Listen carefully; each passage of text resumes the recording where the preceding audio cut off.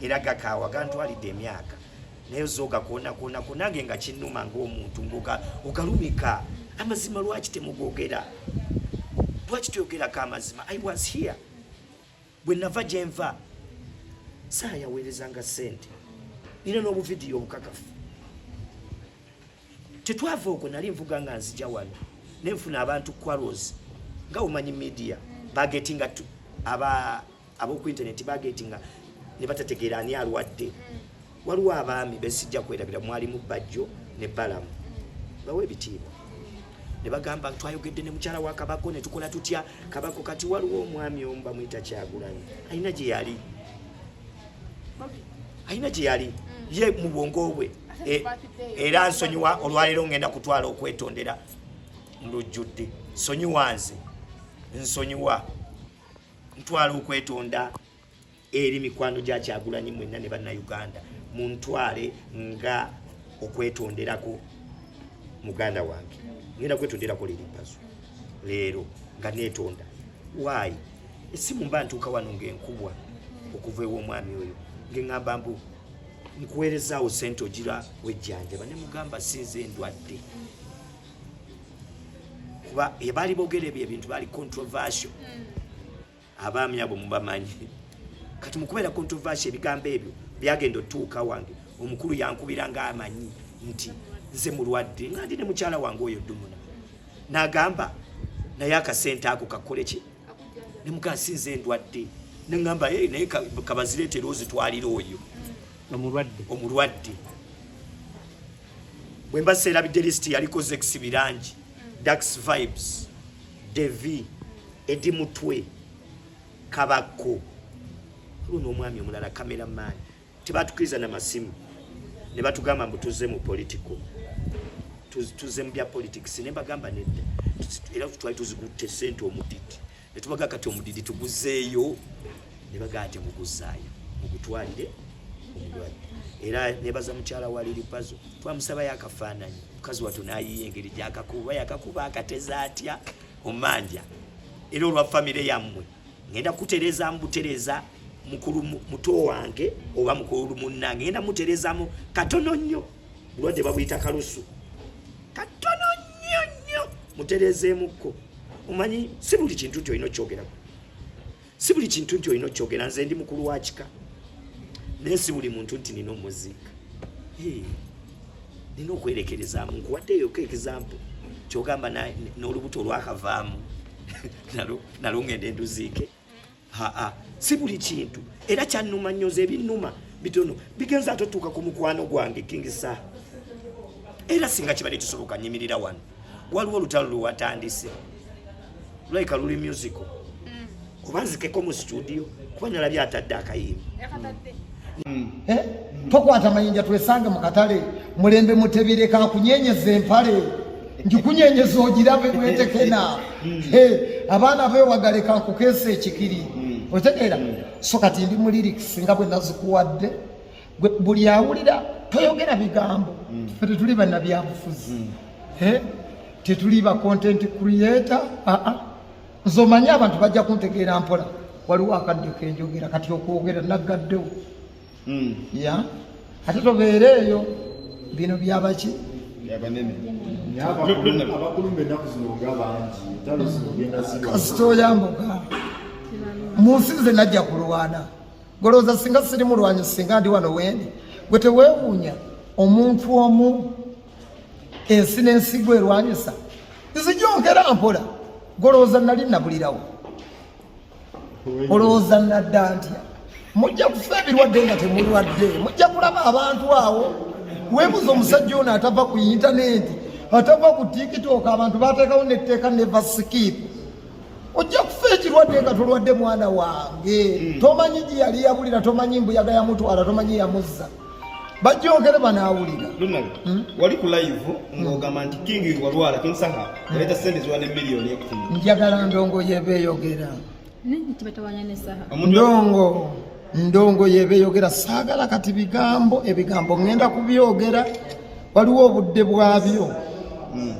kati njagala ndongo yebeeyogera buli kyoyagala okumbuuza yita mu lyrics z'oluyimba omwana oyo agenda ayita Tembo yeeyita kabaka eryo Dalusole gwe nolerayo lirikisi mu luyimba akuwekye nabadde ntegeeza saagala kati kwogera birito bijjukira ku bye yakolera ne mu reconciling ne kivaawo ekyo bye yakolera ate kati miliyoni 10 yakuwa Mundongo waliwo kye tuyita okuwaamu okategedde nsobola okuwaamu okategedde obuusa oli mugezi oba tokategedde nkakanyonyola abantu Mundongo kiri bwe kiti omuntu asobola okuwa big up lwokuwaamu obulamu butambula nsegeera naye nga nze nali ku kitanda era alugundi kalifomu olwazibwako benalaba mbamanyi n'abankubira essimu nkolaki naye ku lw'obulungi bwa industry nze kasito ojja ne One Love saava waffe Masaka bantu kunjoga abantu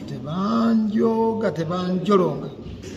ebyo byonna mwe muntu omwe munsikasika munzize eno munzize eri naye nkugambye Mundongo waliwo kye bayita omuntu okukolaki okuwaamu okuvimbisa yamaani era mwana kyekimu ate era kannuma mwana kubanga abantu bayinza okukabbayinga naye ate nga kannuma nali mpaamu bulwiraasi kitegeera mwana muwaamu buwiboni yamaani awo kannuma nnyo ate nakwogera abantu bayinza okulowooza mbu bya ddala buli omu yewo omusajja nakuwa emiliyoni ze 10 mu Uganda eno nobeera ng'ojjonkera kannuma mwana kuba nali mpaamu buwi emuntu kumuwaamu kyekisinga okulunga kuba nako olaba nyina akagambo kenayogeranga ebyokusaaga tezo yampa ssente wano miliyoni 3 za tebo nagamba paso nja kuba nesho naye kangulireyo tebo kati buyampe miliyoni 3 ngakutemu nsawe kojja wange Lumbu yanjagala nnyo najja n'agamba mbupanado w'ekiru dwesi neetwala kati nze nange engeri gyekojja wange Lumbu gyenjogera ne mugaye zonna zirya kati ekye bayita okuwaamu omuntu noli nali muwaamu ategeera ate bambi njagala simanyi nakumanya mwana kale bino byonna lwaki etegeera jasi bantu buteewumuza na butaleka bantu etegeera omuntu olina omuleka omuweetaako ayinza okuba si w'amaanyi naye waliwo abamulaba nga bwe bakolaki leka kumukkakanya mukwano gwange naye ebisingako awo endongoko esooka eyogeremu tuleme kuba boogezi nnyo togera akasembayo tuyingidde byobufuzi n'okulonda abayimbi kino mukisukamu kya industry kisumattuka ekya nga temugudde oba okweyawulayawula nga kati okutandisa bagenda gwa batya abayimbi omulimu gwabwe kukola ki kuyimba bwe bamala okuyimba Kafeero yayimba endongo bwe yasukka obuwoomi kwe kugufuula omulimu kati kibyo bantu bye bakola omulimu gwabwe banakuba obucupa nga bagamba oli kusaidiye eriwa baja abujagenda kuyimbira abantu bagamba oyo si wa saidi yaffe bakulaba bewekyangiramu be bakulembera enguudo zaabwe okwoyita yogera ebyaswaka banga okyamuukirira tokyamukasebo be bakuwa obulamu kubuulira baveeko baleke fe abantu abamu twamanya bulamu nti tetubasobola ne bwolaba twadda kuwolani ande baganda yo waayo ekyolingidde ono akisobola omusajja omukulu nodde wakanoga waayo sobutakisobola kazire wange ekyo kinsusa nekireka nekitegeera nti nedda buno bulwadde bukula and we have to be doctors immediately. That's why I came immediately. Kati bamukwasizza kitogenda okusobola okubanga omukola asobola okubanga munnaye aterera mu layini. Kati njagala nkibagambe leero bampita Jeno agenda kumala essaawa 36 nga tayogerako mu kamera. Bampita Jeno wonna woyogerera mu kamera boyi wange noziramu just era njagala boyi obeere muntu mulamu mwana kwate essaawa 36 nga toyogera wadde namakona, toyogera wadde nayibula, toyogera wadde nani, togeza wadde kutunula mu simu yo iPhone 15, togeza wadde kwanukula, togeza okujjako okulikinga n'okufollowinga. Kino kikugamba ndi muzibu nnyo kukingisa ate kwa mabega ka waliwo yalumba sajja mabega ka waliwo yamulumba sajja ate olabo oyo najja ate olabo oyo najja ate ono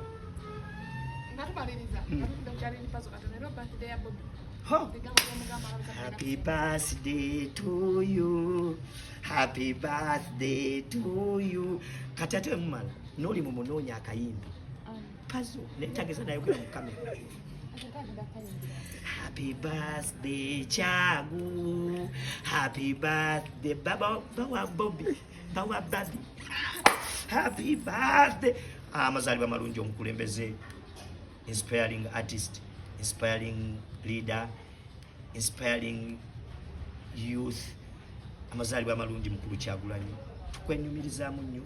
tukwagaliza amazalibwa amalungi wamu ne family yo. May God bless you, may God give you. Leero lunaku lwo tugenda kubanga tujaganya gwe era n'ebigambo bino bye twogera ebimu ku byo tugenda bisalasalako kuba mazalibwa ago. Tewazalibwa ku lunaku lwe twogera ennyo, tewazalibwa ku lunaku lwe tubaluka ennyo. Tugenda kendeza ku bigambo olwaleero luyite kino nkibaddiramu ebigambo soogedde lwa mazaalibwa ga Kyagulanyi mbirina nkubuliddeko symptoms causes nzikubuliddeko bwe mba sikubulidde symptoms na causes then twerinde enkya ng'amazaalibwa gawedde owulire eggaali naye kino nkibagamba togeza kano kalango Taata Faridi totunula mu kamera Taata Faridi nyamba tutunula